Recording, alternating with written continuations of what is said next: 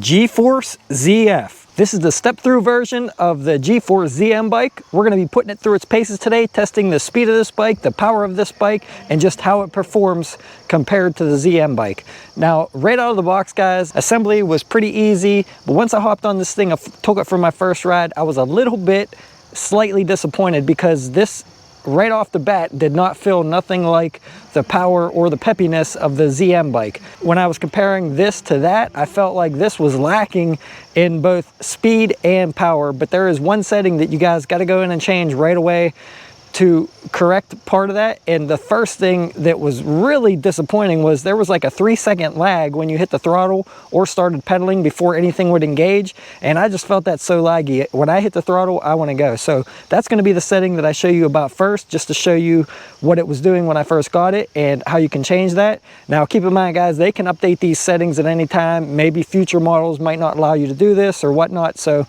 hopefully they still allow you to do this in future models, but just something I wanted to put out there because I feel like sometimes the programming changes a lot in these bikes.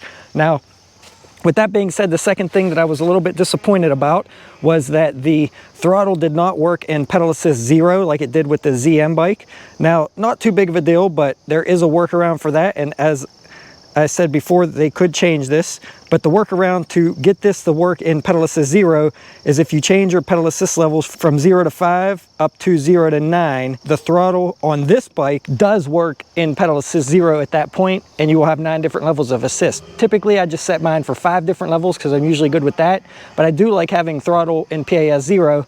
It is really nice, and that's a way you can do it on the bike that I have. So hopefully, if you guys get one, you could be able to do that as well. When I set it from 0 to 3, throttle didn't work in 0. 0 to 5, throttle didn't work in 0, but 0 to 9, it does work. So we will change that as well. But the first thing I want to show you is the throttle delay. So I'm pedaling in pedal assist 1, hit the throttle, and like 3 seconds later, right there it engaged. Hit it, right there it engaged. So there's a huge delay in the throttle and in the pedals. Well, the pedals kind of engage quick, but not that quick. The main thing is the delay at the throttle. So hit the throttle, and it goes. Hit the throttle, 1, 2, 3, and it goes. So about 2 to 3 second delay. I'm going to show you first how to change that. So hold the plus and negative button down. You'll go into your P settings. Hit the I button until you get the P12. When you're in P12, change the 3 to a 5. Then you hold your plus and negative button down again, and it should have a peppier throttle now. So I'm gonna go ahead and start pedaling, hit the throttle, and it engages right away. You can see it right away, it engages. There's no 3-second delay anymore, so definitely the first thing that I would change, unless you're a newbie rider and have never ridden an electric bike, then maybe the delay might be nice for you, but you can see there, as soon as I hit it, it engages. First thing fixed. Now I'll show you in pedal assist 0, throttle does not work. If I go into the display and go to P05 and change the 0 to 5 up to 0 to 9, hold the plus and minus down again. Now I'm in pedal assist 0, and it's not working now. Strange. All right, so it's strange here. Once I changed it to 0 to 9, the throttle did not work on 0, but if I go up into 1, throttle works, go back down to 0, and now throttle works. So throttle's working pedal assist 0 now. Only in 0 to 9 it does that. So go to 0 to 9, set it to 1, then set it back to 0, and it should work at 0. Now, honestly, I don't think it's supposed to do that, and I think it's a programming flaw or a programming issue, so can't guarantee this is going to work on future bikes or going to work on your bike, but I'm glad it works on this one because now I could put it on pedal assist 0 if I want. That way I don't have to worry about what pedal I'm in because it has full throttle throughout any pedal assist level. Not sure why they changed it on this one, but just something to keep in mind, guys. It is a little different than the ZF bike where the throttle only works if you're in one of the PAS levels. So when I reached out to G-Force to see why this bike seemed a little less peppy and a little bit less powerful than the G-Force ZF bike, they come back with a reply and said that this bike was more tailored for female riders and older people. So it's a little bit of a shame that they toned this one down just a hair, but with that being said, it might still have tons of power and still might have good zip. And we're going to put it through the test and test that. Let me know down in the comments what you guys think. But we're going to first try it on this hill and see what kind of power this thing has with just throttle. And it should make it all the way up this. Most of my 750 watt bikes will. Some make it up at about 8 miles an hour. Some make it up at around 11 miles per hour. So we'll see what this one can do. I always start here at this post. Throttle only. And let's see how we do. We'll see the speed that it drops down to. You can see there it had a pretty slow start. 12, 11, 10, 8, 7, 6, 5, 3. All right, guys, I'm gonna stop it right there. Now, I was in pedal assist 9, the highest level, full throttle. That's disappointing, guys. For a 750 watt bike and a 22 amp controller with a 20 amp hour battery, that should have pulled me up this hill no problem. I have no issues with almost any of my other 750 watt bikes getting up this hill. The Magicycle Ocelot did it, never dropped below 11 miles per hour. Like I said, some of my other bikes are 8. A little bit disappointing on the power, guys, on this bike. Now, if I pedal, I'm probably gonna go right up at no problem. Let's just start here. I'm actually in gear 7. Let's shift down a little bit. And here comes a car. Now I can get up at no problem pedaling, but as far as power compared to some other 750 watt bikes, especially with a 22 amp controller, guys, like I said, a little bit disappointing. So a few nice features that this bike does have is hydraulic disc brakes. No complaints about those. They seem to be stopping really good. They're Ronglin brand, which I believe are the same ones that are on the ZF bike. Really great brakes. Like I said, nice soft seat. Really nice front suspension with a lot of different adjustability there on for comfort. A lot of different adjustability there on the clicks on that. I believe it's a hydraulic front fork. The back shocks does have dual spring suspension on the back, and those both do have a little bit of adjustments on them as well. But we're gonna go down here, test the speed of this bike. So this bike does have a lot going for it, guys. It just doesn't have a lot of power and a lot of pickup off the line. So if you want something a little bit more zippy and a little bit more powerful, then I would definitely go with the G-Force ZF bike if that's what you're looking for. So another thing I noticed right off the bat is so far on my GPS, I did 2.2 miles, and on the G-Force, I went 1.8 miles, so that is a little bit off. We're gonna go ahead into the settings and change that tire size a little bit and try to get that a little closer to match. So let's go to the P06 setting, and it comes factory set at 20 for 20-inch tires. Let's bump that up to, let's say, like maybe 22. Because usually we want to go by the top of your tire. Actually, let's try 23. We'll see how that works. We'll see if it stays pretty accurate at around 23. And I should have checked the speed to see if the speed was accurate before I did that, but we're going to go ahead with it in pedal assist 1. Now remember, I do have it set to 9 different levels of assist. So pedal assist 1 is showing 6 miles an hour on GPS, 7 miles an hour on GPS, and 7 on the display. So actually, that's pretty close right there.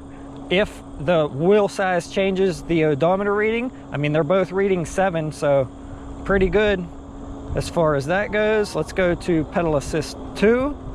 Really nice slow pedal assist 1 too when you have it set from 0 to 9. Pedal assist 2 is 9 and 9 on the display, so seems like 23 inches dialed it in pretty good as far as that goes. We'll have to see how it goes on the odometer and see if that stays good. 12, I'm reading 12 on both, 13 on both. So yeah, 23 on the tire size. We'll check it on the odometer in a few miles and see how it's holding up. But it does have some pretty good get up and go once you're going. It just seems like it lags off the start. Once I change that throttle setting, I mean, seems pretty good. I just think when the motor dies down to a certain RPM, it just really limits your power output for some reason. It seems like it has pretty decent power when you're going at a higher speed.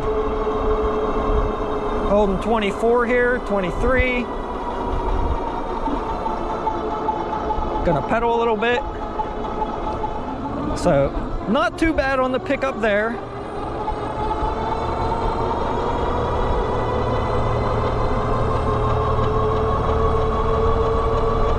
But we're gonna hit the straight stretch. I'm probably not gonna go through all the levels. You guys could see that pedal assist 1 was very slow. It went set to 1 to 9. That's one of the things that matter the most if you're trying to ride with other riders. So I at least like to make sure you got some lower end PAS levels and then test the upper end ones. And the ones in between, I mean, you guys could set to whatever, you know, fits you good. You can't change each individual level to what you want like you can on some bikes as far as the percentage goes in each level. But with 9 different levels, I'm sure you guys will find levels that will match your riding style pretty easily. Now this bike does have cruise control. If you hold the throttle for about 8 seconds or so, the cruise control will engage and it shows you on the display that it engaged. Right now it's in cruise. I'm going downhill so I can't show you yet, but once we level out here, I'll show you a little bit about it. Now, most e-bikes that have cruise control, I mean, they all work a little different than others. Some work where when you start pedaling, it disengages the cruise control, like the Magicycle Ocelot. And then some bikes where you pedal, the cruise control stays the same speed. And then when you let off the pedals, it just continues to whatever you had it set at, which is pretty nice. So cruise control is engaged. I can start pedaling. It's not going to disengage cruise. When I quit pedaling, cruise control will stay locked in, and I actually have it set pretty low to like 5 miles per hour. But you can see when you pedal, it stays engaged, and then when you let off, it still stays at that 5 mile an hour, which is nice. So when you have it set to cruise, it stays at that speed. You can pedal all you want, it just stays at that speed set to cruise, which is actually pretty nice if you're on a bike trail and you want to put your own effort in, but you don't want to speed up and slow down all the time, which you normally get with a cadence sensor bike. This will be nice. You can set your speed and you can put as much effort in you want, and that's a really nice feature in my opinion for the way that they have this set up. Now, one thing I don't like is how the cruise control just engages automatically after 8 seconds, because some people might not like that, and I don't see a way that you can actually turn that off. So it might catch some people by surprise if it engages. So it would have been nice to have a button push like the electric where you could push down on the control pad to engage cruise control. That would have been pretty nice in my opinion, instead of the automatic engaging after 8 seconds. Now if you pull a brake lever or hit the throttle again, it does disengage the cruise, so pretty easy to disengage if it does surprise you. But in my opinion, it just shouldn't be automatic. All right, so we're coming up to a straight stretch down here. We're gonna go ahead and see what kind of speed we can get out of this bike with just throttle only, and then with pedal assist. All right, here we go, pedal assist 9, throttle only. Let's see what we can do. Now I did bump the tire size back down to 22.5, and it picked up pretty good there. Not too bad.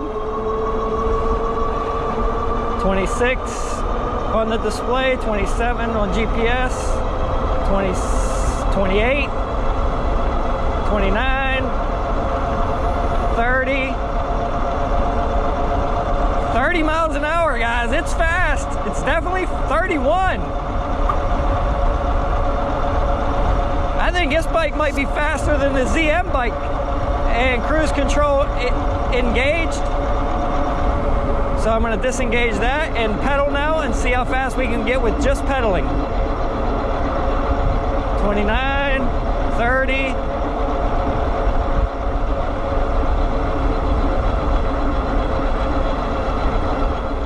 Yeah, so I would say 30 miles per hour is pretty fair to say that this bike is pretty easy to get to, and I believe that's just as fast, if not slightly faster than the ZM bike, if I can remember right.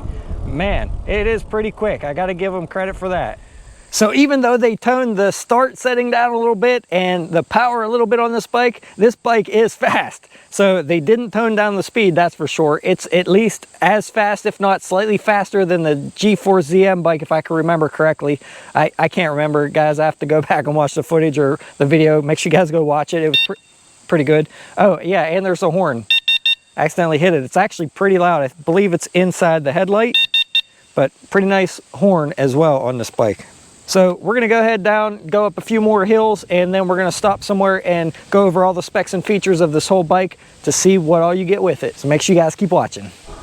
Now the freewheel on this bike is a 14 to 28 freewheel, so anything over about 20 miles per hour, you will feel like you're ghost pedaling and not being able to put pressure on the cranks very easily. Up until about 20, this is how you'll be pedaling right here. So not too bad to 20, but anything over that, it's going to be ghost pedaling. So hopefully, would have been nice to see them use a different freewheel on this bike, but to be honest guys, that's what most e-bike companies are using on almost any e-bike you buy nowadays. Pretty much uses a 14 to 28 freewheel on it. Now the seat on this bike is not too wide, so it's actually not too bad to pedal. And it does have some pretty good pickup air once you're going at a pretty good speed. You can see there, you can hear it kicking in. So I mean, it's still a little bit peppy when you turn them settings up. It's still peppy. Just I feel like just right off the start is where it's a little bit toned down. All right, so I'm about to test out this suspension, and I just realized I put it in pedal assist 0, and there's still a slight pedal assist, so that's why the throttle is still working in 0. I think it's a programming error, I guess, but suspension on this is pretty nice. The back suspension's pretty good. Now I have it adjusted to the softest setting. You can, like I said, adjust that slightly. The seat's pretty decently soft. Front suspension's really good, so no complaints there at all on the suspension. Very odd though that when you put it in 0 to 9 and you pedal, that the pedal assist still engages and gets you to about 4 or 5 miles per hour. Definitely something going on there with the programming. But I'll probably just leave it in that setting and use the throttle because it's so low that it's almost like it's not engaging when you pedal, but it is, if you know what I mean. So you can put as much effort in you want to as you're pedaling, and just hit the throttle when you want to, when you need it. Still pretty nice. All right, here we go. One of the steepest hills in my town. I'm in pedal assist 9. Pedaling. Now if I stop pedaling, it's probably gonna die down pretty good on this hill. I'm not putting a whole lot of effort in yet, but I'm gonna have to right here. Oh yeah, I don't even think I could do it. It's so hard one-handed. Oh, I feel like I should have been hanging on with 2 hands so I can get some more power into it. But yeah, that power is a little bit lacking for 750 watts. Whew, my legs are on fire. I still have a long hill to go up yet. Wait till you guys see that one. All right, here we go, last long hill. Let's see how it does up this. So far, not too bad. 11 miles per hour.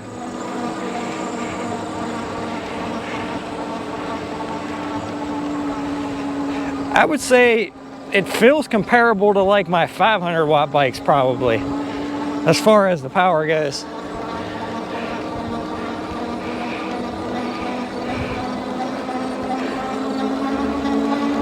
I can go ahead and shift up here. Now I was not in the lowest gear. I could put it in a lower gear yet to give it a little bit more mechanical advantage, but my legs are burning a pretty good bit. So either they have the max amperage turned down in this controller, even though it's a 22 amp controller. Obviously it's got to be something with the programming, because the ZF bike or a ZM bike had a 22 amp controller in it as well, and it seemed a little bit more powerful.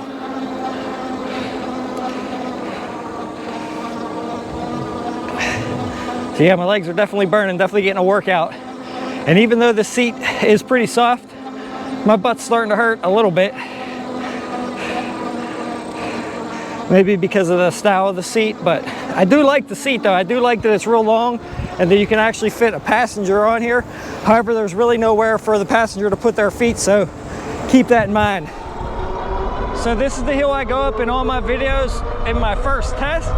We're gonna get a run for it. I normally start from right here, throttle only. This is getting a run for it to see how it does up this hill.